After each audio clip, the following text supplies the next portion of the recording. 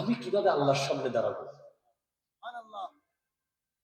এটা ওনার কতটুকু উনি মুসলমান হলে, কত বড় মাপের মুসলমান হলে, কতটুকু ইমানদার হলে উনি মনে করতেছেন যে আমি কেন মানুষ হলাম? আমি যদি চড়ুই পাখি হতাম তাও আমার কোনো হিসেব থাকতো না। আর আমার প্রজন্ম হাসে, আমার প্রজন্ম নাচে, আমার প্রজন্ম গান গায়। কেন জানেন?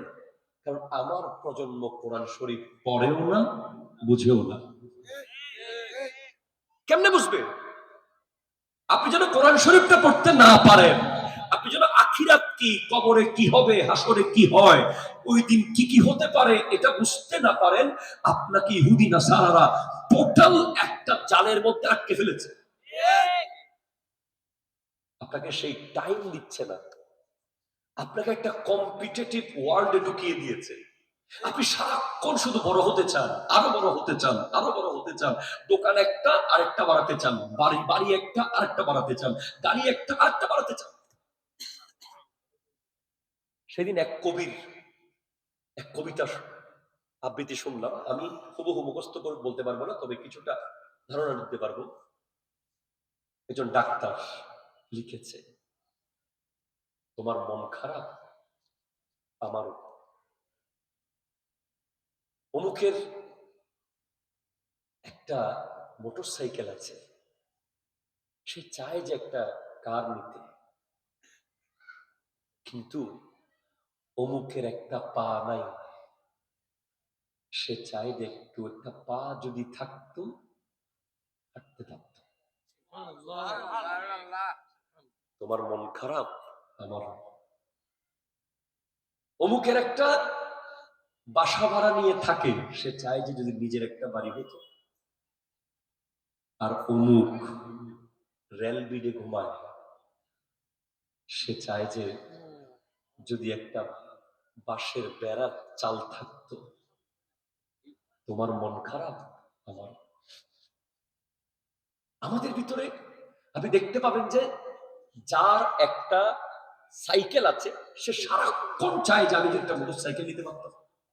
যার একটা বাইক আছে সে চায় যে আমি একটা কার নিতে পারতাম। যার কার আছে সে চায় যে আমি একটা ব্র্যান্ড নিউ ল্যান্ড ক্রুজার নিতে পারতাম। যার সেটা আছে সে চায় যে আমি যদি আরেকটু আপডেট যেতে পারতাম। যার সেটা আছে সে বলে যে আমার বাড়িটা যদি ডুপ্লেক্স হতো। শুধু উপরে উপরে উপরে। নবীজি বলেছেন আলামাতুস সাখাওয়া, নবীজি বলেছেন সৌভাগ্য আর দুর্ভাগ্য, দুর্ভাগ্যের আলামত হলো যে সবসময় উপরের দিকে তাকায়, সে দুর্ভাগা। আর সৌভাগ্যবান ব্যক্তি যে নিচের দিকে তাকায়।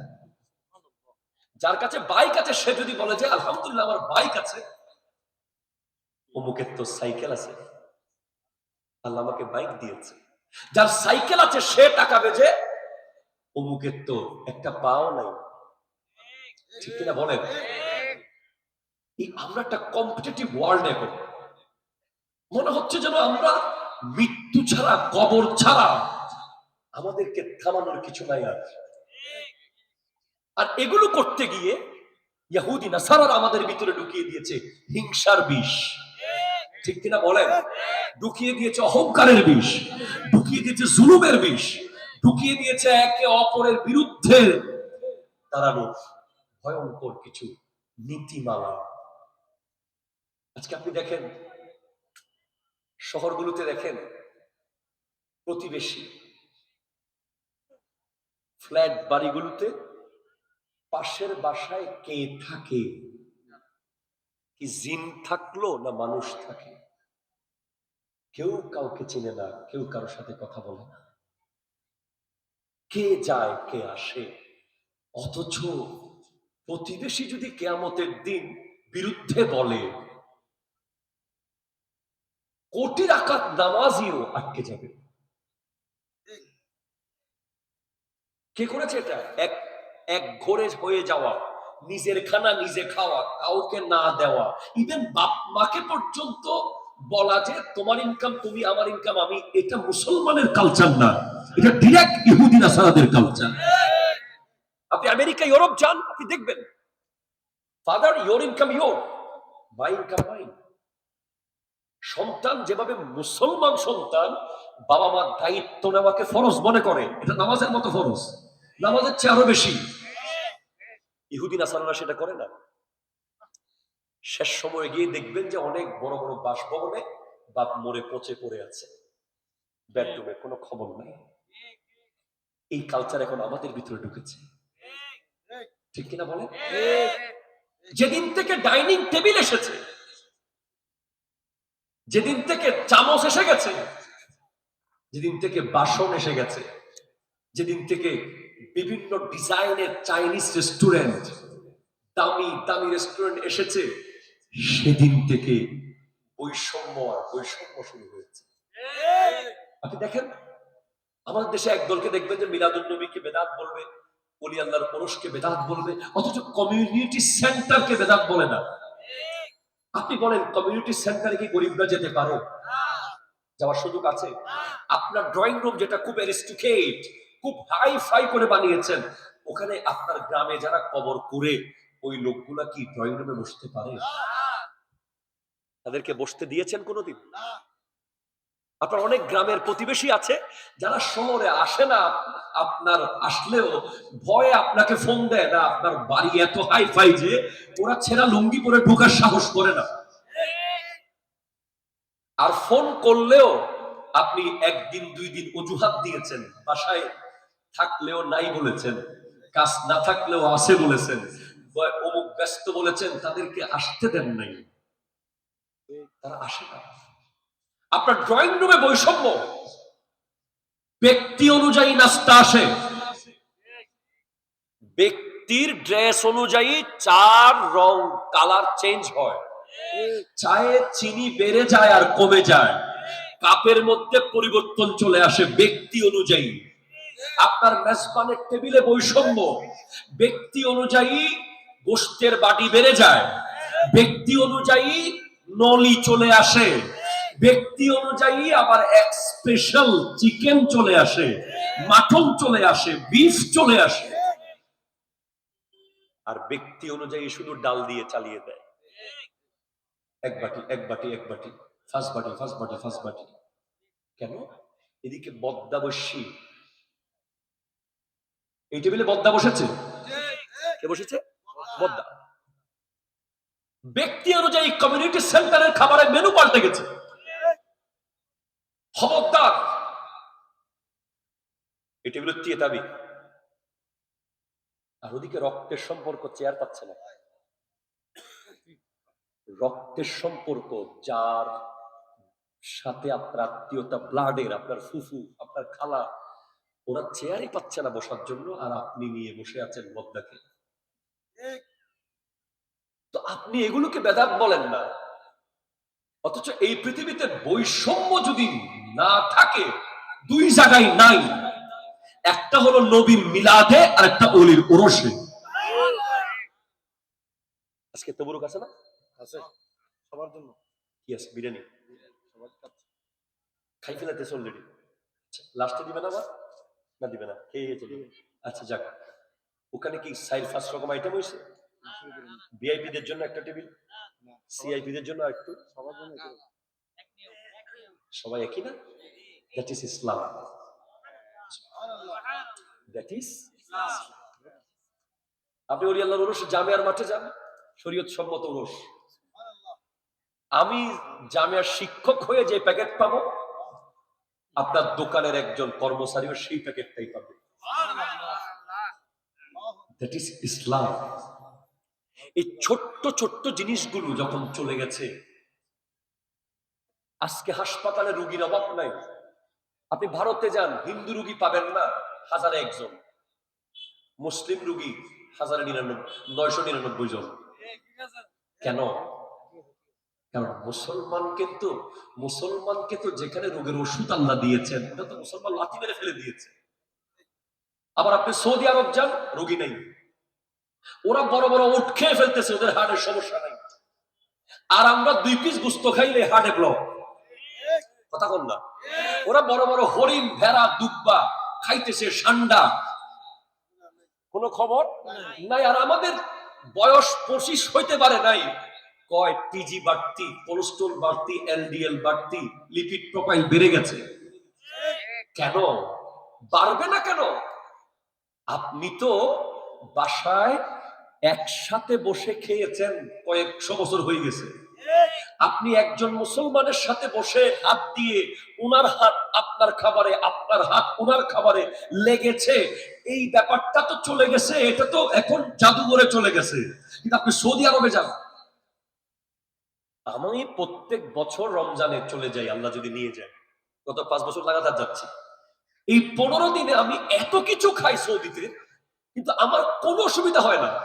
কোনো পেটে ডিস্টার্ব নাই, কোনো শারীরিক সমস্যা নাই, মন ফ্রেশ। এত খাচ্ছি, এত খাচ্ছি, সবাই দাওয়াত দেয়। আর দেশে আসলে এক প্লেট খাইলেই এখানে বুটবুড়ানি, এখানে জ্বালা পোড়াও, এখানে পিছনে জলে, এখানে জলে, এখানে জলে, সব শেষ হয়ে যাচ্ছে। ইসলামের তাহজিব, তামাদ্দুন, আপনি বইয়ের নাম নেন, যদি লাইব্রেরিতে যান পড়ে নেবেন। কিতাবের নাম সুন্নাতে Mustafa and Jadid science, Tarique Mahmud চুইগাতের লেখা। ওখানে আছে মুসলমান যখন সবাই এক প্লেট থেকে খায়, আমার একটা বক্তব্য প্রচন্ড ভাইরাল আছে এই বিষয়ে, তখন আমাদের হাত থেকে একটা রস বের হয়, রক্ত রস। আমার থেকে যে রসটা বের হচ্ছে খাবারের টাচ লেগে লেগে, ওই রসটা আমার শরীরে বিষ ছিল, কিন্তু এটা আপনার জন্য ওষুধ। এজন্য আমি যেই ভাতে টাচ করেছি, আমি যেই গোশতে টাচ করেছি, আমি যেই পানি অর্ধেক খেয়েছি, ওটা আমার জন্য, আমার শরীর থেকে কিছু লাগলে আমার বিষ বের হয়ে গেছে, কিন্তু ওটা আল্লাহ তাআলা আরেকজন মুসলমানের জন্য ওষুধ বানিয়ে দিয়েছে। এখন আপনি কি খাচ্ছেন? চামচ দিয়ে, চাইনিজ। আপনি কি করেছেন বাসায়? তোমার গ্লাস আলাদা, আমার গ্লাস আলাদা, তোমার বাটি আলাদা, আমার বাটি আলাদা, তোমার প্লেট আলাদা, আমার প্লেট আলাদা। এইভাবে আপনার ডাইনিং টেবিলে টোটাল ইহুদি নাসারার কালচার ঢুকে গেছে। এরপর আপনি আমেরিকায় যান, দেখবেন যে বাপ খায় এক টাইমে, পোলা খায় আরেক টাইমে, মা খায় আরেক জায়গায়, বউ খায় আরেক জায়গায়। ওরা একসাথে বসে খাবার যে সুন্নাহ, এটা ইহুদি নাসারাদের মধ্যে নাই। এখানে কি হয়? একসাথে বসে খাইলে খুব কম খেলে পেট ভরে যাবে।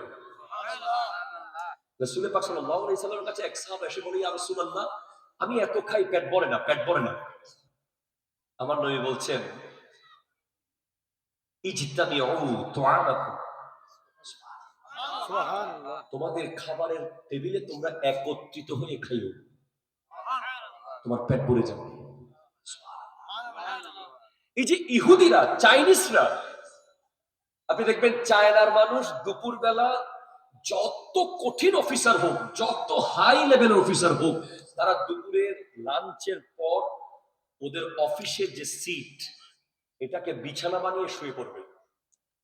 আপনি চাইনিজ অফিসগুলোতে গিয়ে দেখবেন, আপনি যান, আমার মুসলমানরা কাম করতেই আছে, মানে টাকা কামাইতে হবে প্রস্তুত, দুপুর বেলা কোনো ছুটি নেই, খাবারের পর কোনো রেস্ট নাই। অথচ আমার নবীর সুন্নাহ ছিল সেটা। নবীজির মতো one of, not only one of the বললে ভুল হবে, আমার নবী অনলি ওয়ান, এই পৃথিবীর সবচেয়ে বিজিয়েস্ট পার্সোনালিটি, আমার নবীর চেয়ে বিজিয়েস্ট, আমার নবীর চেয়ে ব্যস্ত কোনো ব্যক্তি পৃথিবীতে না ছিল, না আছে, না হবে। তিনি 63 বছরে 63,000 বছরের কাজ করে চলে গেছেন। উনি দুপুরবেলা খাওয়ার পরে 15 মিনিট একটু কাইলুলা করতেন কিছুক্ষণ। হাজা সুন্নাহ আছে নাই? যদি কেউ করে, এটাকে নাম দিছি আমরা ভাত ঘুম। একবারে মাগরিব, বাতের ভিতরে আসরে ঢুকে গেছে, আছে না? এটা অনলি 15 মিনিট। কেন করতে হয়? বিজ্ঞান এটা নিয়ে গবেষণা করেছে। বিজ্ঞান বলছে দুপুরবেলা যখন আমরা খাবার খাই, আমাদের খাবার হজম করার জন্য আমাদের পাকস্থলী থেকে কিছু এক্সট্রা রক্ত লাগে। শরীরের বিভিন্ন জায়গা থেকে রক্ত ধার নেয় আমাদের পাকস্থলী, লিভার, সে ব্রেইন থেকেও ব্লাড নেয়। এই ব্লাড যখন ব্রেইন থেকে নেয় তার কাজ চালানোর জন্য 15 মিনিটে কাজটা শেষ হয়ে যায়, এরপর সে আবার ব্লাড যার যার জায়গায় তাকে পাঠিয়ে দেয়। তো এই 15 মিনিট যখন কাজটা চলে তখন আপনার ব্রেইন থেকে রক্ত লিভারে চলে গেছে, তখন আপনি যদি কাজ করেন আপনি স্ট্রোক করতে পারেন। সায়েন্স বলছে এইভাবে করে আমরা আমাদের সব হারিয়ে ফেলেছি। সালাম নাই, তাও যত আছে সালাম কি সাইকেল, খুব স্মার্ট উনি, ওনার মতো ব্যারিস্টার নাই পৃথিবীতে। সালাম সালাম সালাম মানে কেমন জানি কি এটা, এটা কিসের সালাম? এটা আমেরিকান সালাম। এই সালাম মুসলমানের সালাম না। এই সালামের অর্থ তো আপনি জানেন না। সাম আলাইকুম মানে তোমার মৃত্যু হোক। সাম আলাইকুম আপনাকে 100% শুদ্ধ করে বলতে হবে যে আসসালামু আলাইকুম। এরপর আপনি কি করেছেন? আপনার বাচ্চাকে স্মার্ট বানিয়েছেন কিভাবে? আম্মু বলো হাই, বলেন আম্মু বলো বাই, বলো থ্যাংক ইউ, বলো ওয়েলকাম, শিখিয়েছেন। ওদের সবগুলো ইসলামে আছে। ইসলাম বলে তুমি হাই বলিও না, মারহাবা বলো। ইসলাম বলে তুমি বাই বলিও না, জাযাকাল্লাহ বলো। ইসলাম বলে তুমি থ্যাংক ইউ বলিও না, তুমি জাযাকাল্লাহ খায়রান বলো। আজকের দিনে আপনার ঘরে একটা লাইন ইসলাম চর্চা হওয়া মানে ইসরায়েলে 100 মিসাইল মারার সমান। আপনাকে ইসরায়েল গিয়ে যুদ্ধ করতে হবে না। আপনাকে আমেরিকার বিরুদ্ধে ক্ষেপণাস্ত্র বানাতে না পারলে বাদ দেন, আপনি নিজের ঘরের ভিতরে এক টুকরো ইসলাম আনেন, এক লাইন ইসলাম নিয়ে আসেন। আপনি বুকে হাত দিয়ে বলেন আমরা যেই পরিমাণ কোন ফুটবল বিশ্বকাপ, ক্রিকেট বিশ্বকাপ, কোন আইপিএল, বিপিএল এই টাইপের খেলাগুলোর ফাইনাল, সেমিফাইনাল দেখার জন্য যেভাবে বন্ধু বান্ধব নিয়ে বড় স্ক্রিন দিয়ে চিপসের প্যাকেট, মোজো, স্প্রাইট নিয়ে সবাই মিলে বসে কনসেন্ট্রেট দিয়ে, কনসেন্ট্রেশন 90 মিনিটে প্রস্রাব করতে চান নাই, এরপর আধা ঘন্টা একদম পায়খানা পর্যন্ত চেপে রেখে দিয়েছেন, আরো 15 মিনিট 1 সেকেন্ড দেরি করেন নাই, যেভাবে দেখেছেন খোদার কসম করে বলেন যে জুমার দিন এতক্ষণ যদি হুজুর খতিব ওয়াজ করে ঘড়ি মনে হয় খেয়ে ফেলবেন চোখ লাল করে। খতিবের চাকরি আর থাকবে না, মোনাজাত লম্বা করে,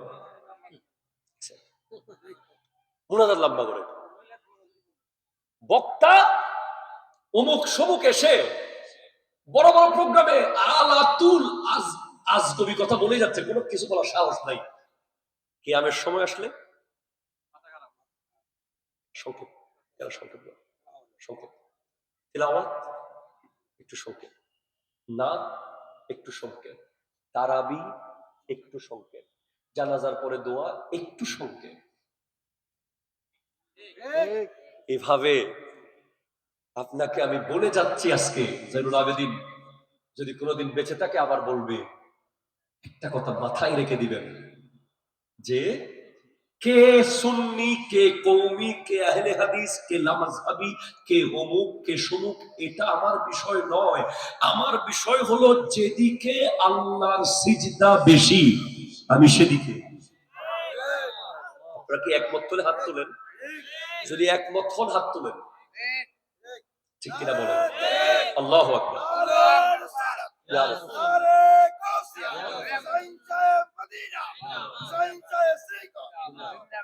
যেদিকে যেই দলে থাকলে আল্লাহকে সিজদা বেশি দেওয়া যায়, যেই দলে থাকলে আল্লাহর জন্য কাঁদা যায়, যেই দলে থাকলে নবীজির প্রতি মুহাব্বত বাড়ানো যায়, যেই দলে থাকলে সাহাবায়ে কেরামকে চিনা যায়, যেই দলে থাকলে নবীর আওলাদ সম্পর্কে জানা যায়, মানে যেই দলে থাকলে সারাক্ষণ ইসলাম আমার চারপাশে আষ্টে পিষ্টে থাকে, আমি ওই দল করি। আমি তারাবি পড়বো, জোরে বলেন সবাই একমত হচ্ছে। আর টাকাদের পক্ষে কেউ আছেন? শিওর? কেন 20 টাকা দেবো? কারণ আমি আরো 1.5 ঘন্টা মসজিদে থাকতে চাই। দলিল 100 দিয়েছি, আছে, মানবে না। কারণ পেইড এজেন্ট।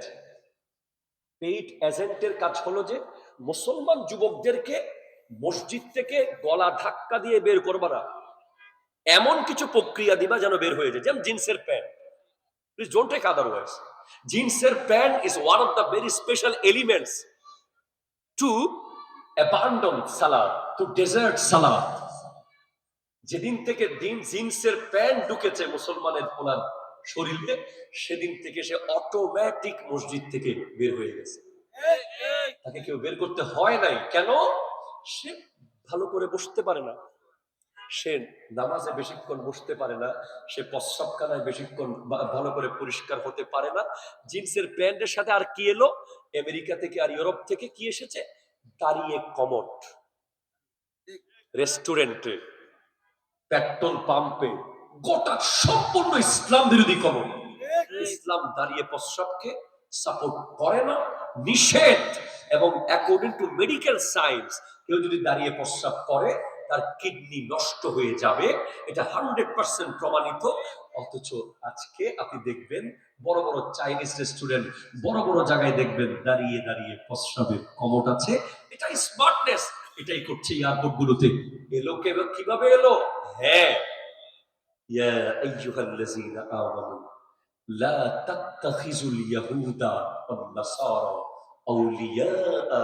হে ঈমানদার, ইহুদি নাসারাকে বন্ধু বানাবে না, বানাবে না, বানাবে না। বাদুহুম আউলিয়াউ বাদিন, মনে রেখো তারাই তাদের বন্ধু। তোমাদেরকে বন্ধুত্ব করেছে তেলের জন্য, খেজুরের জন্য, স্বর্ণের জন্য। ঠিক কিনা? জোরে কথা বলো। তেল না দিলে ওই মাদুরুর মতো তুলে নিয়ে যাবে। এরা বন্ধু না, এরা আমার নবীর সাথে গোটা জীবন শত্রুতামি করেছে। এদের কোন কালচারকে আপনার ঘরে থাকতে দেবেন না। আপনি এখান থেকে এই যুদ্ধটাই শুধু করে যাবেন, এদের কোন একটা চিহ্ন যেন আপনার ঘরে না থাকে। আপনাকে দুনিয়া খ্যাত বলুক, ইলিটারেট বলুক, আপনাকে দুনিয়া স্মার্ট বলুক, আপনাকে দুনিয়া বলুক যে 2024 সালে চাষা পোষা করতে গিয়ে এলো, আপনার বিবিকে আপনি বেপরদা কমিউনিটি সেন্টারে যেতে দেবেন না, মার্কেটে যেতে দেবেন না, বন্ধুর সাথে পরিচিত করাবেন না, তাকে ঘরের কোনায় রাখুন, পর্দার মধ্যে রাখুন, তার পেট থেকে আল্লাহর ওলি বের হয়ে আসবে। আল্লাহ পাক আজকের মাহফিলকে কবুল করুন। যদি আপনি না করেন, ওয়ামান ইয়াতাওয়াল্লাহুম ফাইন্নাহু মিনকুম, ওয়ামান ইয়াতাওয়াল্লাকুম ফাইন্নাহু মিনহুম।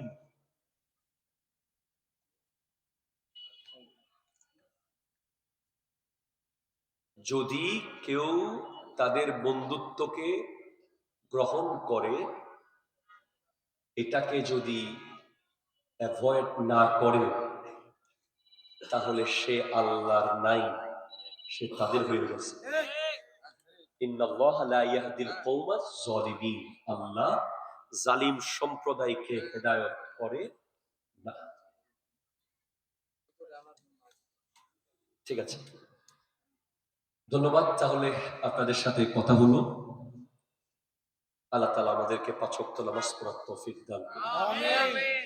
আমাদেরকে পাকঘরে, ড্রয়িং রুমে, বেডরুমে, কিচেনে, দোকানে, রাস্তায়, অফিসে, বাজারে, সব জায়গায় মুসলমান হওয়ার তৌফিক দান করুন।